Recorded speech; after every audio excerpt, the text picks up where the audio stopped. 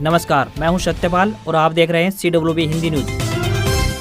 शक संवत 1947 विक्रम संवत 2082 आज चैत्र मास के कृष्ण पक्ष की प्रतिपदा यानी एकम तिथि और दिन बुधवार है। तदनुसार अंग्रेजी तारीख 4 मार्च सन 2026। प्रतिपदा तिथि आज शाम 4:49 तक रहेगी। उसके बाद द्वितीय तिथि लग जाएगी।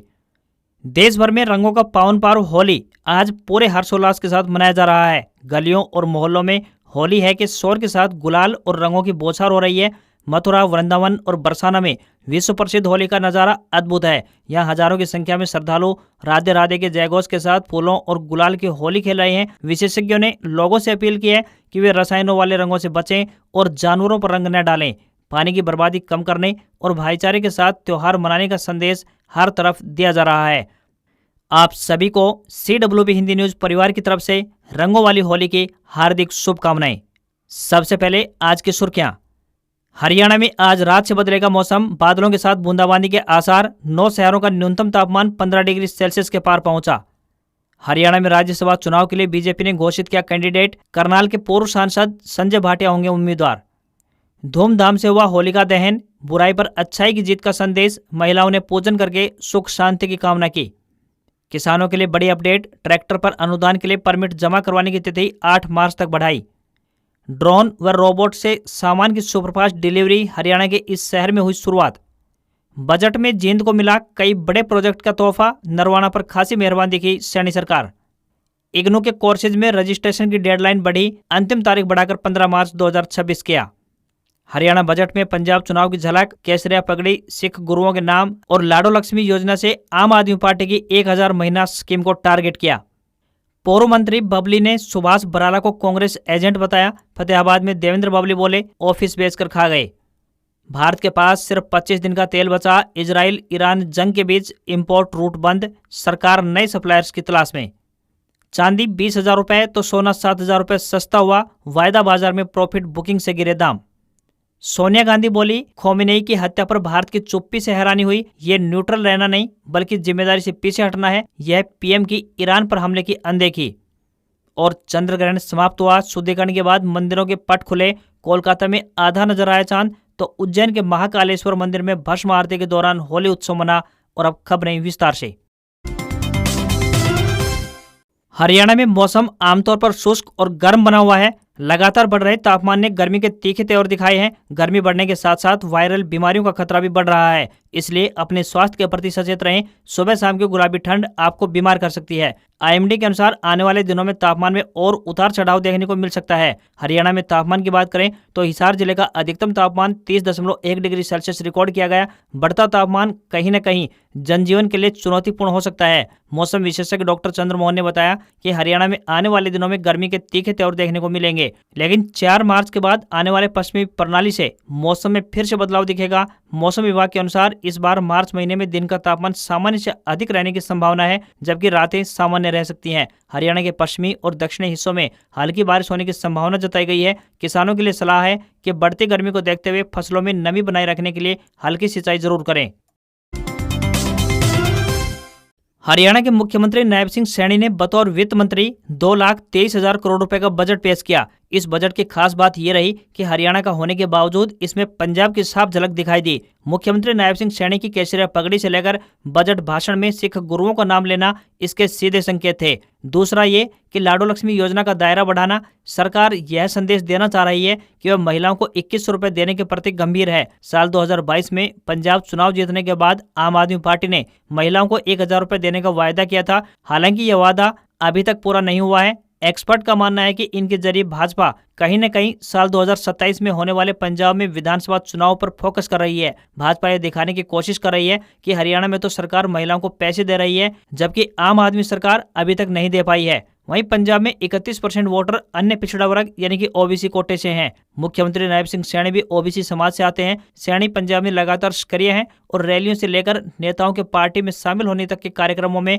नजर आते रहे हैं। भाजपा सैनी के जरिए पंजाब के OBC वोटरों को साधने की कोशिश कर रही है। हालांकि हरियाणा बजट में OBC वर्ग के लिए कुछ बड़ी घोषणाएं नहीं की गई हैं। सिर्फ इंडस्ट्री के लिए प्लाटों में OBC वर्ग को जरूर 10% की छूट की घोषणा की गई है, लेकिन इस घोषणा का पंजाब से सीधा कोई लिंक दिखाई नहीं दे रहा है। हरियाणा में साल 2016 की जाट आरक्षण को लेकर हुई हिंसा एक बार फिर राजनीतिक बहस का विषय बन गई है। कैप्टन अभिमन्यु की कोठी जलाने के आरोपी धर्मेंद्र खेड़वाली के विदेश से जारी वीडियो बयान के बाद भाजपा ने कांग्रेस पर तीखा हमला बोला। झज्जर स्थित कमलम कार्यालय में मंगलवार को पत्रकारों से बातचीत करते हुए भाजपा के राज्यसभा सांसद रामचंद्र जागड़ा ने आरोप लगाया कि वर्ष 2016 में हरियाणा को जलाने की घटना कांग्रेस की सुनियोजित साजिश थी। उन्होंने दावा किया कि आरोपित ने अपने वीडियो में पूर्व मुख्यमंत्री भूपेंद्र सिंह हुड्डा का नाम लिया है। जांगड़ा ने कहा कि साल 2014 में सत्ता गंवाने के बाद कांग्रेस ने इंतजार नहीं किया और प्रदेश को अस्थिर करने का प्रयास किया। पूर्व मुख्यमंत्री हुड्डा द्वारा मौजूदा बजट को कर्ज और जुमलों का पुलिंदा बताने पर जांगड़ा ने पलटवार करते हुए कहा कि हुड्डा शासनकाल की तुलना में वर्तमान सरकार के दौरान कर्जवर्दी नगण्य है। उन्होंने तंज कसते हुए कहा कि कांग्रेस शासन में रेलवे फाटक भी अंग्रेजी काल के थे, जबकि आज रेलवे स्टेशन हवाई अड्डों जैसे नजर आते हैं। जांगड़ा ने कहा कि प्रदेश सरकार का बजट साल 2047 के विजन को ध्यान में रखकर तैयार किया गया है और इसमें किसान व आमजन के हितों को प्राथमिकता दी गई है। कृषि एवं किसान कल्याण विभाग ने अनुसूचित जाति के किसानों को ट्रैक्टर पर दी जाने वाली अनुदान राशि जारी करने से पहले परमिट के दस्तावेज जमा कराने की तिथि बढ़ा दी है। महानिदेशक कार्यालय ने पत्र भेजकर अब तिथि को 8 मार्च कर दिया है। महानिदेशक पंचकुला कार्यालय की तरफ से सभी उपायुक्तों, सभी उप कृषि निदेशकों और सभी असिस्टेंट एग्रीकल्चर इंजीनियरों को पत्र भेजा गया है। अनुसूचित जाति के 660 किसानों को ट्रैक्टर खरीदने पर अनुदान दिया जाएगा। ड्रा निकाले जा चुके हैं। योजना के तहत 3 लाख रुपए तक अनुदान या फिर कुल खरीद की रकम का 50% अनुदान दिया जाएगा। अनुदान के लिए परमिट से संबंधित दस्तावेजों को जांचने के लिए उप कृषि निदेशक के माध्यम से 6 मार्च तक मंजूरी दी जाएगी। 10 मार्च तक खरीदे गए ट्रैक्टरों का ब्यौरा अपलोड कराना होगा। वहीं 11 मार्च तक बिल की मंजूरी लेना अनिवार्य होगा। 16 मार्च को भौतिक सत्यापन किया जाएगा, तो वहीं 18 मार्च को अनुदान से संबंधित सत्यापन और अनुदान खातों में भेजने की पोर्टल के माध्यम से मंजूरी मिल जाएगी। सोमवार शाम को होलिका दहन श्रद्धा और उत्साह के साथ किया गया। इससे पहले सुबह के समय महिलाओं ने होली का पूजन किया। शाम को विभिन्न स्थानों पर जगह जगह होलिका दहन के आयोजन किए गए। शाम होते ही होलिका दहन स्थल पर लोगों की भीड़ जुटनी शुरू हो गई थी। इसके बाद शुभ मुहूर्त में होलिका दहन किया गया। प्रशासन की ओर से सुरक्षा के इंतजाम किए गए थे। अग्निशमन विभाग की टीमें भी सतर्क दिखाई दी। होली पूजन किया गया, जिसके लिए बच्चे और महिलाएं सज संवर कर होली की पूजा करने के लिए पहुंची। इस दौरान होली का पूजन करके परिवार और बच्चों की सुख समृद्धि की कामना की गई। होली का पारंपरिक पूजन श्रद्धा और उत्साह के साथ किया गया। इस वर्ष चंद्र ग्रहण होने के कारण पूजन एक दिन पहले किया गया। वहीं रंगों की होली यानी धुलंडी 4 फरवरी यानी आज मनाई जाएगी। परिवार की सुख समृद्धि, बच्चों की लंबी आयु और घर में शांति और खुशहाली की मनोकामना की गई। मान्यता है कि होली पूजन से परिवार में सकारात्मक ऊर्जा का संचार होता है और नकारात्मक शक्तियों का नाश होता है। होली केवल रंगों का पर्व नहीं है, बल्कि आस्था, विश्वास और बुराई पर अच्छाई की विजय का प्रतीक भी है। पूजन के दौरान होलिका और भक्त प्रहलाद की पौराणिक कथा का वृतांत भी सुनाया गया। कथा के अनुसार अत्याचारी हिरण्यकश्यप के आदेश पर होलिका भक्त प्रहलाद को अग्नि में लेकर बैठ गई थी, लेकिन भगवान विष्णु के आशीर्वाद से प्रहलाद सुरक्षित बच गए और होलिका दहन हो गई। यह घटना इस बात का प्रतीक है कि सच्ची भक्ति और सत्य की हमेशा विजय होती है। पूर्व मंत्री एवं बीजेपी के वरिष्ठ नेता देवेंद्र सिंह बबली ने भाजपा के पूर्व प्रदेश अध्यक्ष एवं राज्यसभा सांसद सुभाष बराला को कांग्रेस का एजेंट करार दिया। बबली ने कहा कि वे कांग्रेस के एजेंट हैं, उनका क्या जिक्र करना है, वह ऑन रिकॉर्ड बोल रहे हैं। अगर घर की सारी वोट कांग्रेस को न दे रखी हो तो कहीं भी मंदिर में आ जाएं। हम तो सेवादार लोग हैं, सेवा करने के लिए आए हैं। सुभाष बराला की सक्रियता को लेकर बबली ने कहा कि अगले को फोटो खिंचवाकर अपनी दुकान भी सजा कर रखनी है। अगर फोटो नहीं खिंचवाएगा तो दुकान कैसे चलेगी? उसकी तो बेचारे की दुकान ही यही है। देवेंद्र बबली मंगलवार को फतेहाबाद में भाजपा जिला कार्यालय में बजट को लेकर आयोजित प्रेस कॉन्फ्रेंस में भाग लेने के लिए पहुंचे थे। इस दौरान मीडिया के सवालों को जवाब देते हुए उन्होंने सुभाष बराला का नाम लिए बिना उन पर जमकर तीखी बयानबाजी की। बबली और बराला में समझौते के सवाल पर पूर्व मंत्री ने कहा कि समझौते का मौका आया था, बड़े थे, बड़ापन दिखाते, मगर दिखाया तो नहीं। पार्टी से सब कुछ लेकर ऑफिस बेचकर भी खा गया। ऑफिस के भी रुपए खा रखे हैं। पूर्व मुख्यमंत्री मनोहर लाल के लिए बबली ने कहा कि उन्होंने बहुत प्रयास किए थे, मगर जिसकी नीयत में ही गद्दारी हो वह क्या करेगा। बबली ने कहा कि जीवन में एक बात हमेशा याद रखनी चाहिए कि आदमी जहां खड़ा होता है वहीं का होना चाहिए। जब मैं मंत्री था तब प्रदेश में काम कर रहा था, अब टोहाना और फतेहाबाद जिले के लिए काम कर रहा हूं। बता दें कि साल 2019 के विधानसभा चुनाव में टोहाना विधानसभा क्षेत्र से देवेंद्र बबली जेजेपी प्रत्याशी के रूप में तत्कालीन भाजपा प्रदेश अध्यक्ष सुभाष बराला को 52,302 वोटों से हरा चुके हैं। देवेंद्र बबली टोहाना से 3 बार चुनाव लड़ चुके हैं, जिनमें से साल 2019 में 1 बार जीतकर मंत्री बने थे।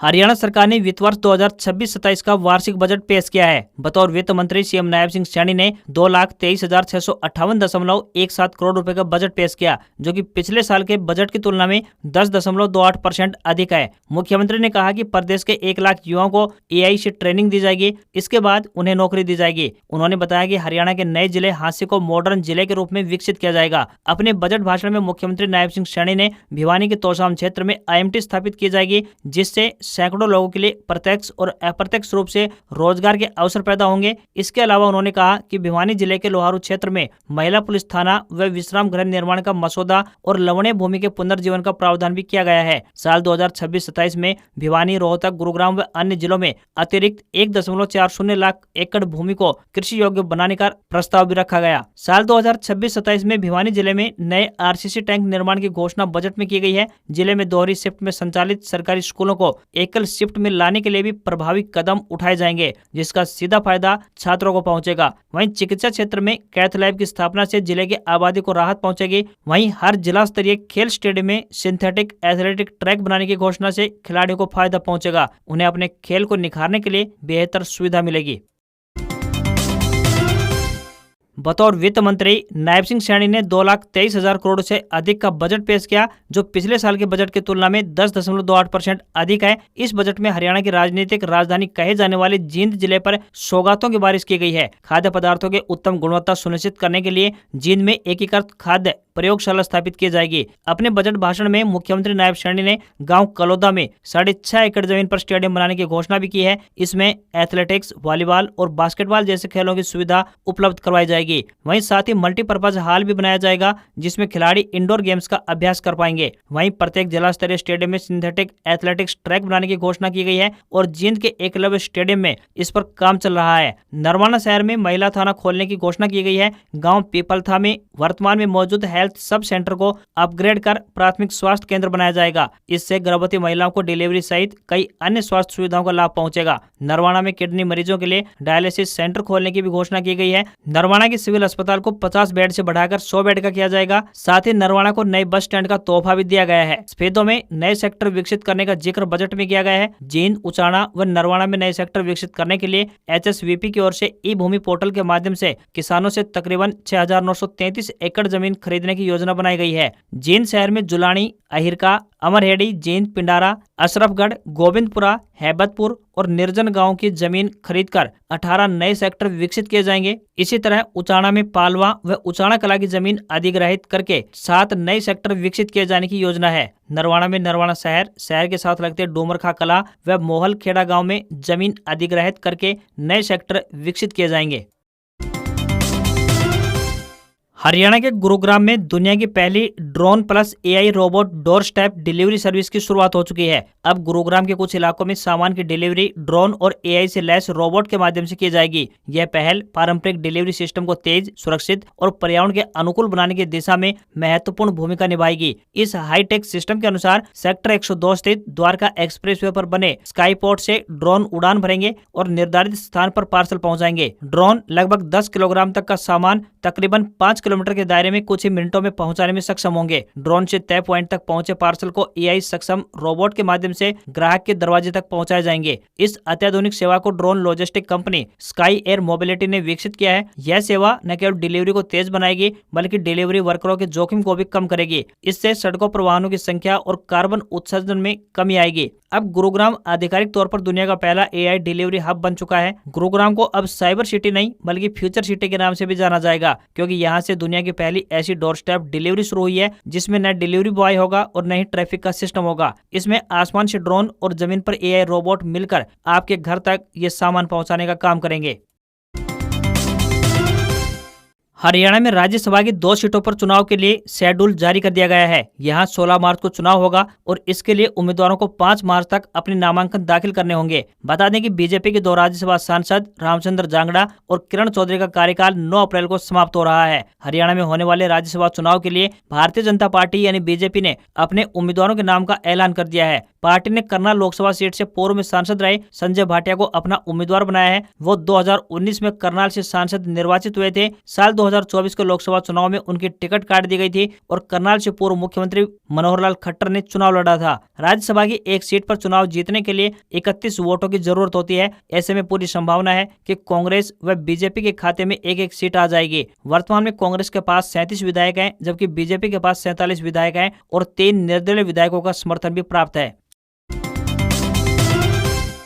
Indira Gandhi national open university यानी इग्नू की तरफ से जनवरी 2026 सेशन के लिए ओपन एंड डिस्टेंस लर्निंग और ऑनलाइन प्रोग्राम्स में एडमिशन के लिए रजिस्ट्रेशन की डेडलाइन को एक बार फिर से आगे बढ़ा दिया है। अभी तक रजिस्ट्रेशन करने के लिए अंतिम तारीख 28 फरवरी तय की गई थी। अब इसे बढ़ाकर 15 मार्च 2026 कर दिया गया है। अब इच्छुक उम्मीदवार 15 मार्च 2026 तक अप्लाई कर पाएंगे। बता दें कि यह एक्सटेंशन केवल ऑनलाइन प्रोग्राम के लिए है। सर्टिफिकेट और सेमेस्टर बेस्ड प्रोग्राम के लिए यह एक्सटेंशन नहीं दी गई है। ऐसा दूसरी बार हुआ है जब रजिस्ट्रेशन की डेडलाइन को आगे बढ़ाया गया है। रजिस्ट्रेशन करने के लिए उम्मीदवार आधिकारिक वेबसाइट ignou.ac.in पर विजिट कर सकते हैं। इग्नू की तरफ से अलग अलग सब्जेक्ट्स में कई एकेडमिक प्रोग्राम ऑफर किए जा रहे हैं। इनमें अंडर ग्रेजुएट लेवल पर बात करें तो student BA, BBA, BSc, BCA व BCom और बैचलर ऑफ सोशल वर्क यानी BSW के साथ साथ ऑनर्स और स्पेशलाइज्ड स्ट्रीम इत्यादि कोर्सेज उपलब्ध हैं। वहीं पोस्ट ग्रेजुएट प्रोग्राम में MBA, अलग अलग स्पेशलाइजेशन में मास्टर ऑफ आर्ट्स यानी MA,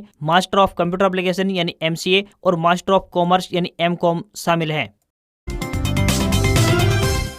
पंजाब नेशनल बैंक ग्रामीण स्वरोजगार प्रशिक्षण संस्थान जींद द्वारा विभिन्न पदों पर भर्ती के लिए आवेदन मांगे गए हैं। ये नियुक्ति संविदा के आधार पर 3 साल के लिए होने जा रही है। जो भी उम्मीदवार इन पदों पर आवेदन भेजने के लिए इच्छुक हैं, वे ऑफलाइन माध्यम से अपने आवेदन भेज सकते हैं। इन पदों के लिए उम्मीदवार ग्रेजुएट होने चाहिए। BA या BCom या BSc या MSW या समाजशास्त्र या ग्रामीण विकास या मनोविज्ञान में स्नातकोत्तर या BSc कृषि, पशुपालन, बागवानी या BA के साथ B.Ed को प्राथमिकता व टाइपिंग में कंप्यूटर का ज्ञान होना आवश्यक है। अध्यापन कार्य का अनुभव रखने वाले आवेदकों को प्राथमिकता दी जाएगी। किसी भी वर्ग के उम्मीदवारों को कोई भी आवेदन शुल्क नहीं देना है। न्यूनतम आयु 22 वर्ष और अधिकतम आयु 40 वर्ष तय की गई है। आवेदन करने की अंतिम तिथि 11 मार्च है। सैलरी 30,000 रुपए पर मंथ मिलेगी। टेक कंपनी एप्पल ने 17 सीरीज का अपना सस्ता फोन iPhone 17e लॉन्च कर दिया है। इसमें latest A19 chipset, 48 megapixel fusion camera और बेस वेरिएंट में 256 GB स्टोरेज मिलेगा। कंपनी ने अपडेटेड M4 प्रोसेसर के साथ नया iPad Air भी पेश किया है। इन दोनों प्रोडक्ट की शुरुआती कीमत 64,900 रुपए रखी गई है। वहीं हायर वेरिएंट की कीमत 84,900 रुपए है। iPad Air में स्टूडेंट के लिए अलग अलग डिस्काउंट भी दिया गया है। स्टूडेंट को ये 59,900 रुपए में मिलेगा। 4 मार्च शाम 7:45 से इन्हें बुक कर पाएंगे। सेल 11 मार्च से शुरू होगी। iPad Air पिछले जनरेशन के मुकाबले 30% फास्ट है। वहीं iPhone 17e के फ्रंट में सिरेमिक शील्ड 2 का इस्तेमाल किया गया है, जो स्क्रैच से 3 गुना अधिक सुरक्षा देता है। बैक पैनल पर मैट टेक्सचर दिया गया है, जिससे हाथ में पकड़ने पर यह फिसलता नहीं है। चार्जिंग के लिए इसमें USB Type-C पोर्ट मिलेगा। USB-C के जरिए यह मात्र 30 मिनट में 50% तक चार्ज हो जाता है। यह 3 कलर सॉफ्ट पिंक, व्हाइट और ब्लैक में उपलब्ध होगा। एप्पल ने iPad Air के स्लिम और लाइट वेट डिजाइन को बरकरार रखा है। यह एल्यूमिनियम से बना हुआ है। हाथ में पकड़ने पर प्रीमियम और मजबूत फील देता है। यह 11 और 13 इंच के 2 साइज में उपलब्ध है। यह नए एप्पल पेंसिल प्रो और मैजिक कीबोर्ड को सपोर्ट करेगा। इस बार बेस मॉडल में ही 12 GB यूनिफाइड मेमोरी दी गई है।